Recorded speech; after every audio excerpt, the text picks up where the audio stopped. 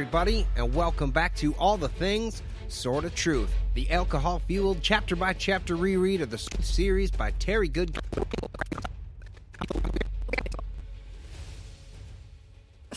Plus, there are, like, in cans or barrels or some shit, you know? I'm Nate. And I'm Jade. And this week, we're going to be talking about Chapter 5 of Wizards... Nope. Five? Oh, no. This week, we're going to be talking about Chapter 35 of Wizard's First Rule. Yeah. Again, that's probably why you get messed up, because this is a double episode. We've already done this once. Yeah. All right, so you guys deserve just a little bit of backstory here.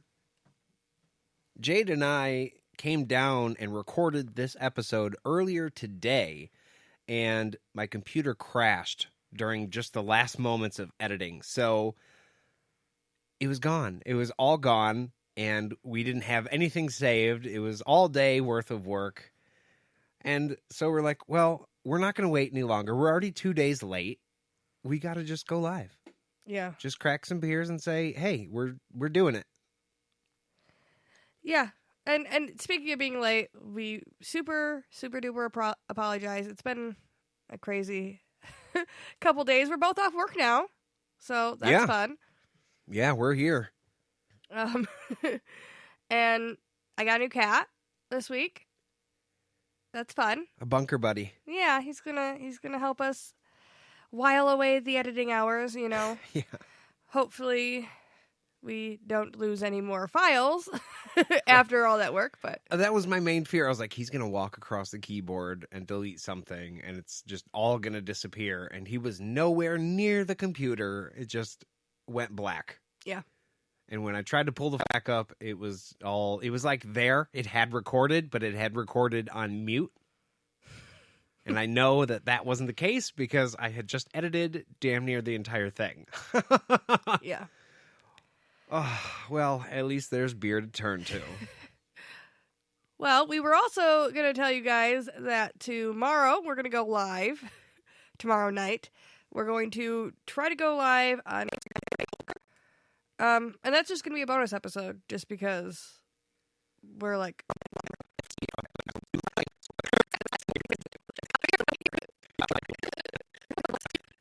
See? This is weird. This would be cut. Awkward laugh, followed by the awkward silence. Warner's Mill, and then they meet the princess's playmate, weirdly in the woods. Yay. Sorry.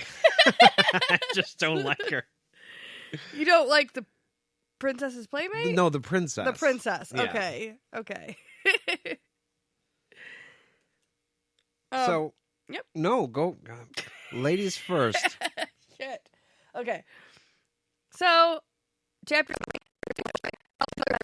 Oh, she's like higher than a queen. Yeah. She hires a dude who's in charge of hiring dudes to do that for the whole country. She doesn't do that herself. Yeah. Queen. Like socio the case. Right. Sorry, I was distracted momentarily. We have people listening live on Spreaker. What's going on, Aaron? And what's up, Jared? Hey.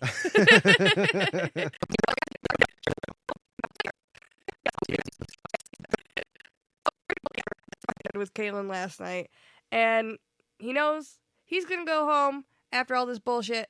He's gonna have somebody. So, and that's the reason why she needs him, not a romantic reason. Oh, out about that. Yeah, there's no chance anymore. And they come to a juncture in the trails. They decide to go to Horner's Mill because they want to get horses. Even though it's the Haraleaning, they're going to risk it because it's, a hell of a lot faster to go on a horse. Go through town than around it. Oh, yeah. I mean, you're not wrong. Where's my beer? As they're on a horse. Right. That's 100%. Yep. So they're not going to take his money because they don't like Westlanders. They're super suspicious of them for some fucking reason.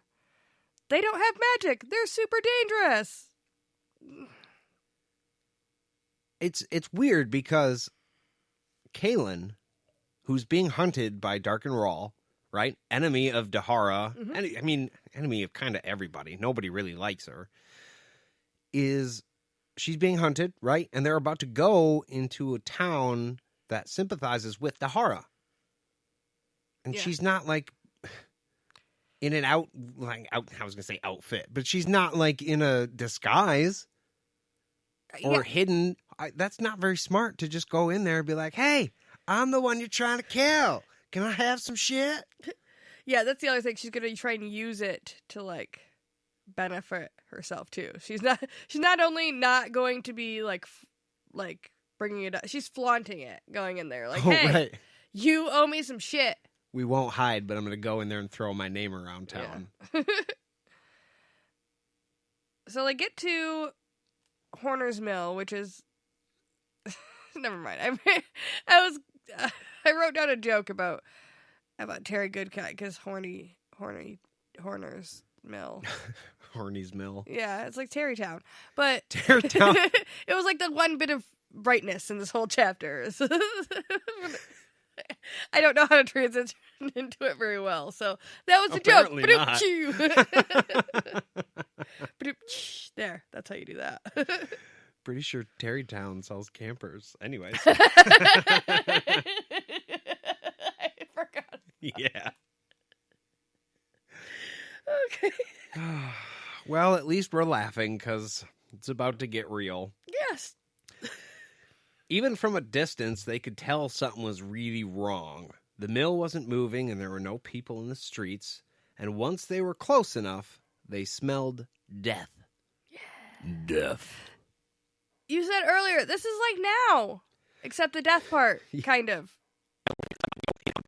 Which you're not supposed to do. Yesterday, we went out to Meijer to get supplies and groceries. There's nobody on the streets. Yeah. And the whole thing felt empty. You pulled out onto the road and you really felt like you were the only car there. It's eerie. Yeah, there's some really weird pictures out there of like downtown Grand Rapids and shit. Oh yeah, just all empty. Well, we live near Grand Rapids. Aaron just got on the chat on Spreaker and he said Terrytown would be a terrible place to live.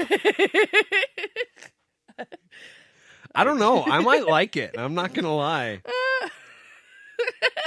Just sip your beer. It'd be very interesting. Everywhere. Super great place. Doors and furniture are smashed. It's a hell of a change from There are buildings burnt to the ground, and Richard asks if this is Rawls doing, and Kaylin's like, nah, that he did back at the Mud People's. Yeah, this is a whole nother thing. Excuse me. The Westland. Which is weird. Yeah. Little. Apparently. Well, according to the wall, filled with blood.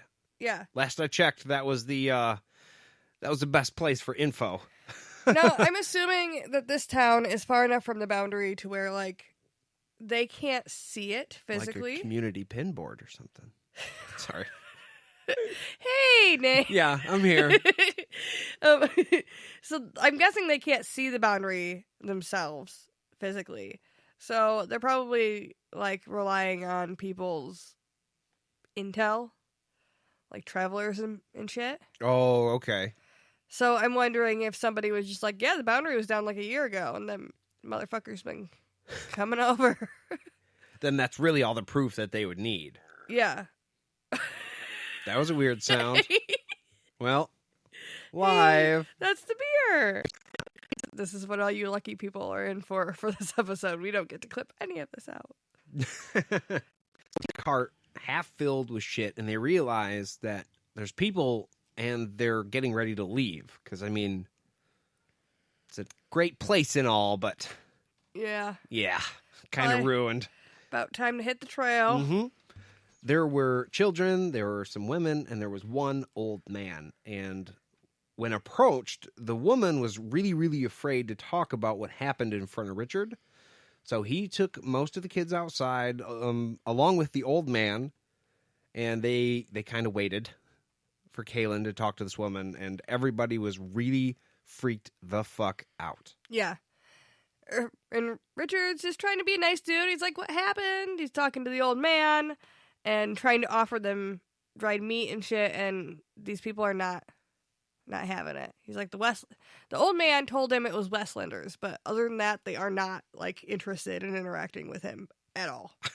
I thought it was, I mean, it's lucky that Richard doesn't have a worse temper, because he'd be like, so you denied my offer of food. What happened here? And the guy's like, fucking Westlanders. What'd you say? Do you know who you're talking to, bitch? Do you see this fucking sword? Course. Westland steel. Sorry. Of course, he also did come in there with his sword out, too. So Yeah, came in aggressive.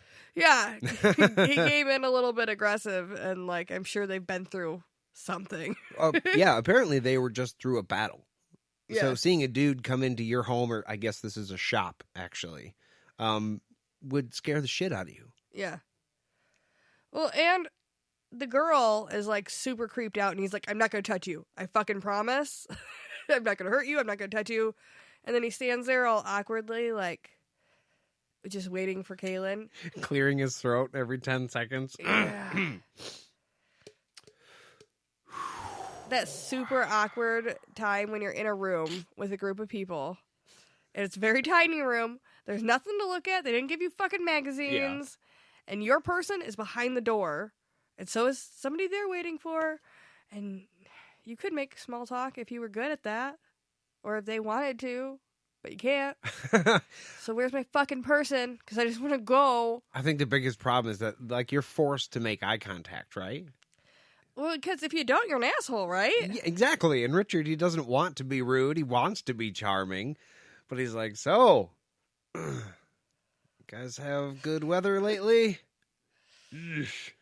How about that local sports team? Oh, wait. Yeah. Oh, God. Yeah. Well, at least they'll get a good pick in the draft. Anyways. Finally, Kaylin comes out, and she just pulls him away. They just get the fuck moving. They aren't going to stop and discuss this. They didn't even say bye to these people. So you know whatever Kaylin heard, probably not great. Right. Yeah, they're not going to take even a minute to stop and talk with these people. They're just, she just walks out the door. I picture it. She doesn't even miss a step. She's like, come on, let's go. And he's like, what did they say? Just keep fucking walking, dude. Yeah, like, she glances at the other people and then looks down like, sorry, we even bothered you. Yeah, it's time to go. She's like, there's no... She's like, there's no horses here, and we need to stay off the traveled roads. We need to stay to the back trails. Got to stay hidden. Yeah. So, the missionaries told, well, this is what Richard, I mean, he would have to pry, right? They get a whole 5 feet away. Okay, what the fuck did they say? Yeah. And she tells him that the missionaries told the people about the threat from Westland and the threat to Rawl. Because, you know, they're sympathetic. Sympathetic. That's a new word. Today on All the Things. We're sympathetic. We're to doing all of word learning. Your needs. Oh, God. They were sympathetic to Dahara. And so the army, they leave to fight and protect other towns from Westland.